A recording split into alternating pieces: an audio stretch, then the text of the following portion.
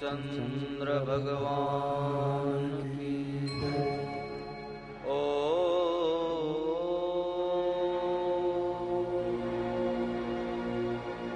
नमः पार्वती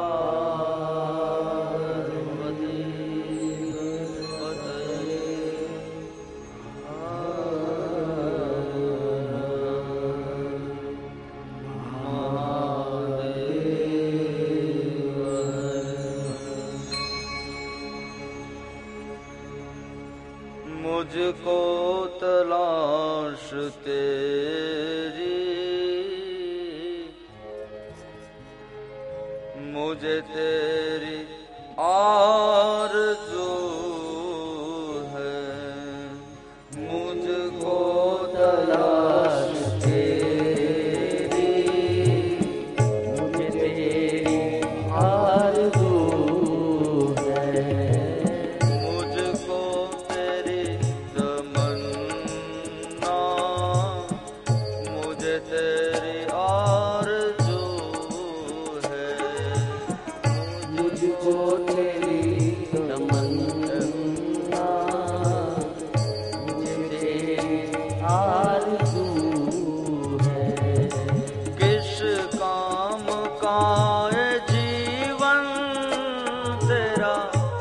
प्यार कर न पाया, किस काम का ये जीवन तेरा प्यार कर न पाया।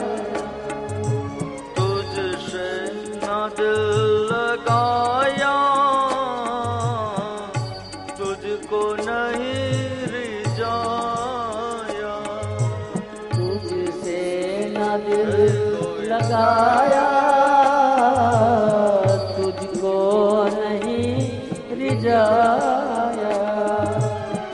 तुझ बिन अंधेरी दुनिया, सुमसाम चारों ओर है। तुझ बिन अंधेरी दुनिया, सुमसान चारों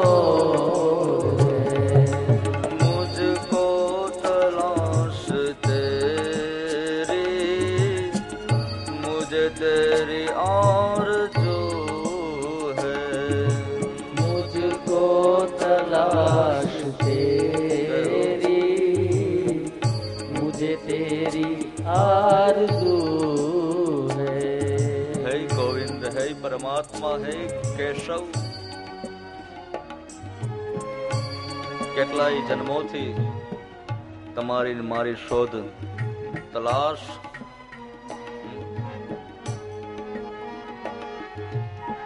किस काम का ये जीवन, किस काम का? जे जीवे आ मनुष्य जन्म मेळो छे, जे जीवने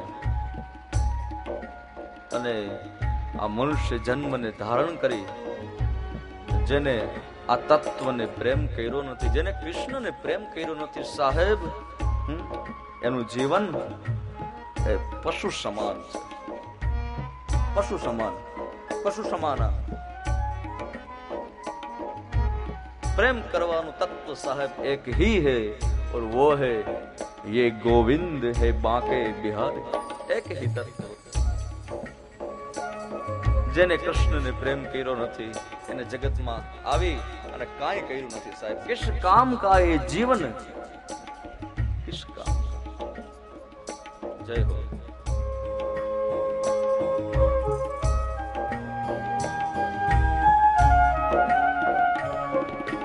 आँखों में तेरी तस्वीर,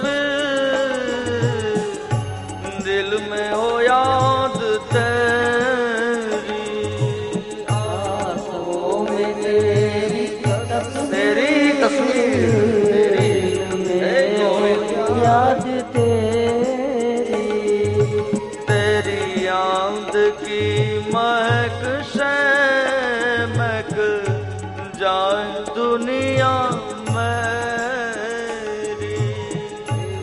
तेरी याद की महक से महक जाए आई दुनिया में और दौलत भी मेरी तू है, मेरी जिंदगी भी तू है, दौलत भी मेरी तू है, सब कुछ बस एक तू ही भी तू है। मुझको तेरी तमन्ना, मुझे तेरी आरज़ू है, मुझको तेरी तमन्ना, मुझे तेरी आरज़ू। આ ભાવ હોવો જોઈએ ઈશ્વર પ્રત્યેનો। दौलत भी मेरी तू है और मेरी जिंदगी भी तू है, दौलत भी मेरी तू है। પણ આપણે એવું માનીને બેઠા છે, આપણે કેને દોલત માનીએ છીએ? કેને દોલત માનીએ છીએ? તમને મને જ્યાં દેખાય છે ને એને તમે હું દોલત માનીને બેઠા છે। પત્નીને દોલત માનીને બેઠા છે, પરિવારને દોલત માનીને બેઠા છે। જે નાશવંત છે એને તમે હું દોલત માનીને બેઠા છે। જે નાશવંત છે એને તમે હું શાશ્વત માનીને બેઠા છે। યાદ રહે, આ તમારી મારી મોટા મોટી ભ્રમણા છે। નાશવંત ને તમે હું દોલત માનીને બેઠા છીએ, આ તમારી મારી મોટા મોટી ભ્રમણા છે। क्योंकि नाशवंत का तो नाश होना ही है,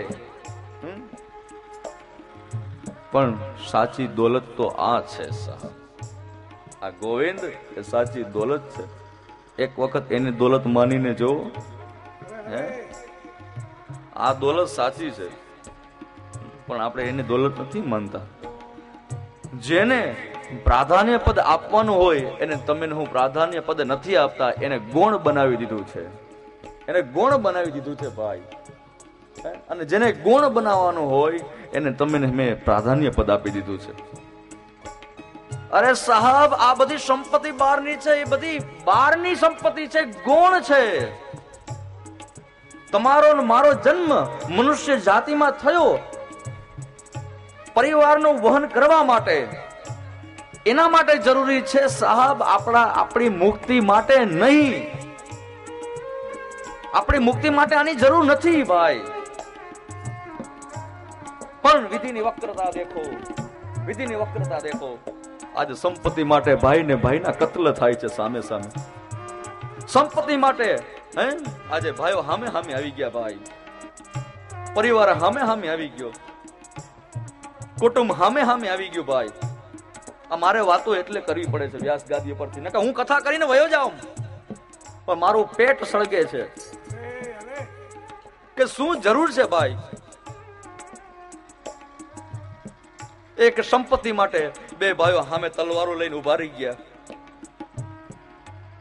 પણ તું તારા આત્માને એક વખત ઝાંખીને દેખ, અંદર ઉતરીને દેખ કે જરૂર છે? તારા આત્માને ઝંઝોળ, તારા આત્માને પૂછ તું જ્યાંથી આવ્યો છો એને એક વખત પરમ તત્વને પૂછ તું કે જે અંશીમાંથી તમારો જન્મ થયો છે, જેમાંથી તમારી ઉત્પત્તિ થઈ છે એને પૂછ તું। પણ તકલીફ એટલા જ હું વારંવાર કહું કે સંપત્તિ છે ને, જો સંમતિ હશે તો સંપત્તિની કિંમત થશે, જો સંમતિ હશે તો। જેની પાસે સંમતિ નથી એ સંપત્તિની કોઈ વેલ્યુ નથી સાહેબ। કાપા કાપી કેટલી વધી ગઈ, અને એક સંપત્તિ માટે સાહેબ, એક સંપત્તિ માટે।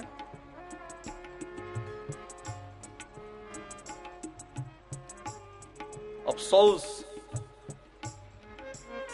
આપણે સત્સંગમાં જાય, કથાઓમાં જાય, કથાઓ સાંભળીએ, સારી સારી વાતો કરીએ, અને ઘરે આવીને પાછી કાપા કાપીની શરૂઆત કરીએ સાહેબ। એ કથા નથી, એના કથાને સાંભળી નથી સાહેબ। સાચો અર્થ જ ખબર નથી. આપણે એમ કહીએ કે મને શાસ્ત્રો, વેદ ને પુરાણો બધું કંઠસ્થ છે, મોટી મોટી વાતો કરીએ આપણે, અને પાછું અંદરથી દ્વેષ અને દ્વૈત ભાવ. હે, જેને સત્સંગ રૂવાડે ઉતરી ગયો છે, જેના રૂવાડે સત્સંગ છે, કથા છે સાહેબ, એ ક્યારે દ્વેષ ભાવની વાત ના કરે. હે, જેની દ્રષ્ટિ બ્રહ્મમય બની ગઈ છે, એના જીવનમાં ક્યારે દ્વૈત ભાવ ન હોય, દ્વૈત ભાવ ન હોય.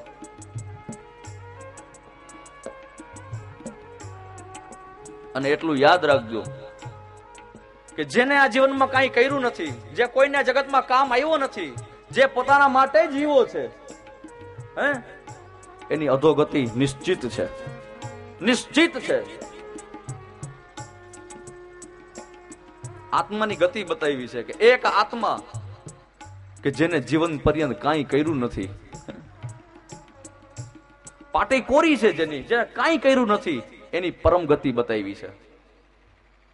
જેને જીવન પર્યંત કાંઈ કર્યું નથી, ઈ શરીરનું મૃત્યુ થયું, એ જીવ આત્મા એનો જ્યારથી નીકળો શરીરમાંથી, એટલે સીધો ઉપર ન ગયો, આમ ઉપર ન ગયો, હે, શબ પડ્યું છે, અને શબમાંથી એ સૂક્ષ્મ શરીર બહાર નીકળ્યું, પણ ઉપર ન ગયું સાહેબ.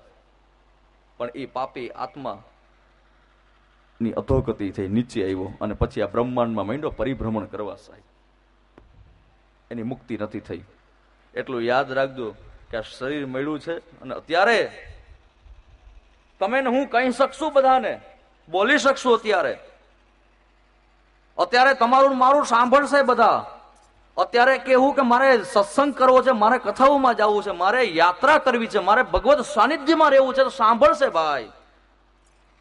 પણ એક વખત જો કર્મ ચૂકી ગયા ને અધોગતિ થઈ ગઈ, પછી વાંથી ગમે એટલા પોકાર કરશું ને ત્યાં કોઈ નહીં સાંભળે, ત્યાં પ્રાયશ્ચિત પસ્તાવાનો કોઈ પાર નહીં રહે સાહેબ. એ પસ્તાવ થશે તમને જ મને કે મેં જીવન પર્યંત કાંઈ ન કર્યું, પાટી કોરી રહી મારી આમને. અધોગતિ, એની અધોગતિ થશે. એટલે જ વારંવાર કહેવું પડે છે ભાઈ. અને જે સત્સંગી જીવ છે, જે ધર્મના રસ્તે છે, જે પુણ્યના રસ્તે છે, જેને સમાજની સેવા કરી છે, જેને સાચા અર્થમાં ધર્મને અપનાવ્યો છે, એ વ્યક્તિનું મૃત્યુ થશે